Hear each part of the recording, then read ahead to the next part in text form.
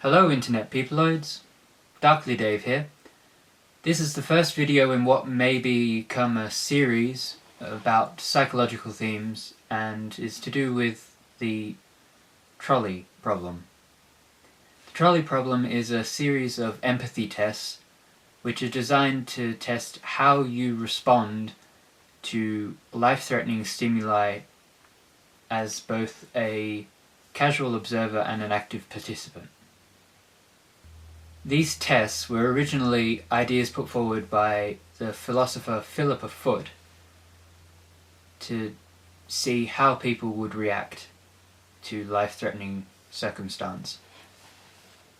Case 1 is that a railway trolley, or a carriage if you're not American, is hurtling down the railway tracks towards 5 people trapped on the line. You stand at the switch point and are able to deflect the train onto an adjacent track which is clear of any obstacles, whereby it will careen past without causing any damage. The answer to this one is obvious: you switch the track. But the variation upon this one is that there are still 5 people trapped on the tracks, but on the other track there is a single person tied to the line. You again stand at the switch point, and the question is posited: do you leave the train as it is, or do you switch the track and obviously kill the man?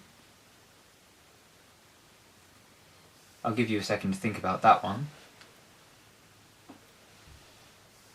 Now, the expected answer is, of course, that you switch the track, killing the one man, even if you are hesitant about it, because it's the mathematics of the needs of the few are exceeded by the needs of the many. It's the greater good.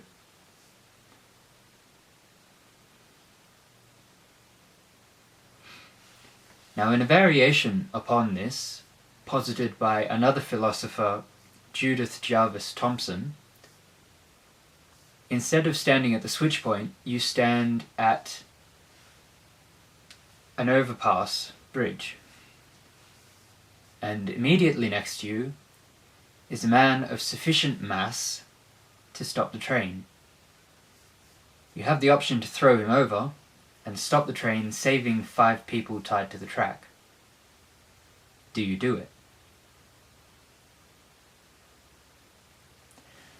Now, of course, this one is expected to cause the moral conundrum. If you leave it, 5 people die, but to stop the train you have to kill someone yourself, actively. The train will not kill this man unless you throw him over.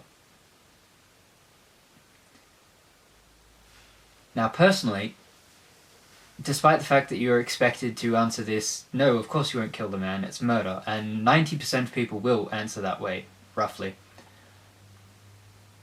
Myself and a couple of friends pointed out that if the man is of sufficient mass to stop the trolley, then you're not going to be able to throw him over the side of the bridge anyway.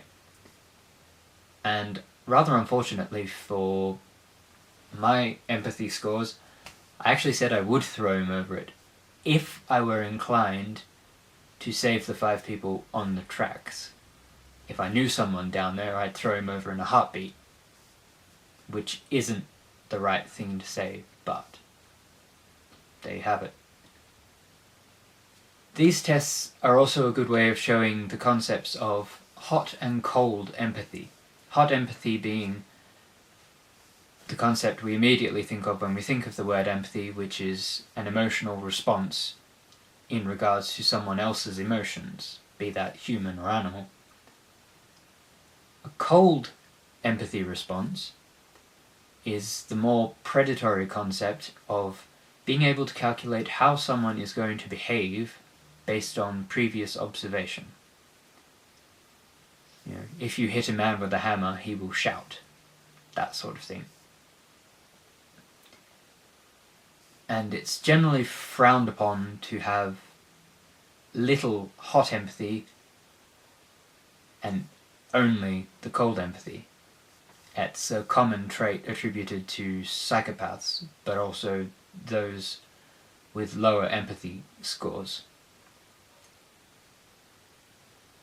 So, I hope you liked this video. It's just a short one for a bit of interest. If you like, leave your answers to these questions below. And if you enjoyed the video, please hit the like button. It gets my channel some further advertisement? I don't know. It's not really advertisement. I'm not advertising. And if you enjoyed these videos, check out my channel in the links below, along with links to Twitter and Tumblr. I hope you enjoyed the video, and thank you so much for watching.